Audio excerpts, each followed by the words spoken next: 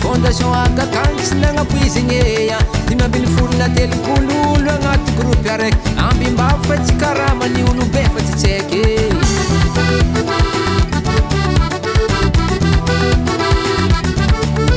mivory isaka herignandra magnano tampon izy tsy tiregny lagnantsisy ametagna frise arakaraka aminavy agny eza na bola miavigny anao sy bivolagna komandreky natagno araiky fa hainao miarasa vola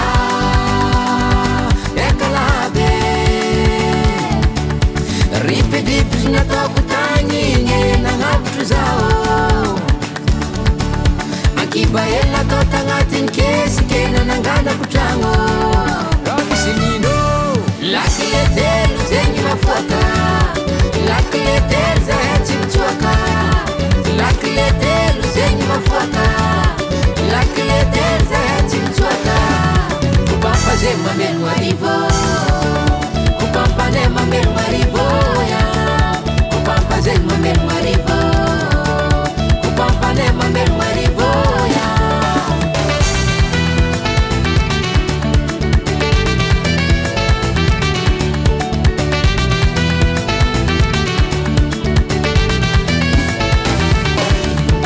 akaya fô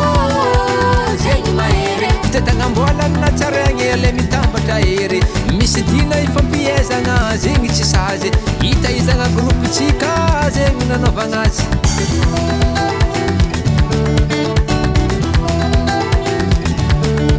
raiky le ma-intérieur olo jiaby magnaja raiky le telo kitapim-bola tsy mampiditry zaza arakaraka ny lafibaty zaza na bola miavigny anao sy bivolagna koma ndraiky natagno araiky fa hainao mahazo vola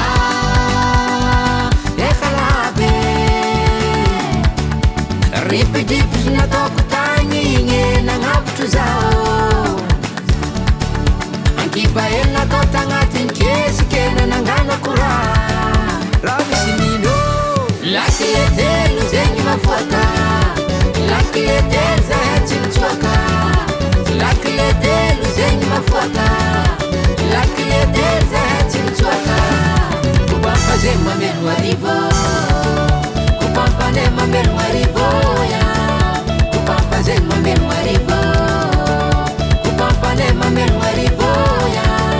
kupampa zegny mameno arivo kupampanay mameno arivo kupampa zegny mameno arivo kupampanay mameno arivo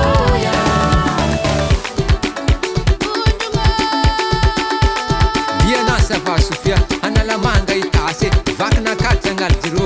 agny faritsy melaky fa zahay samby rano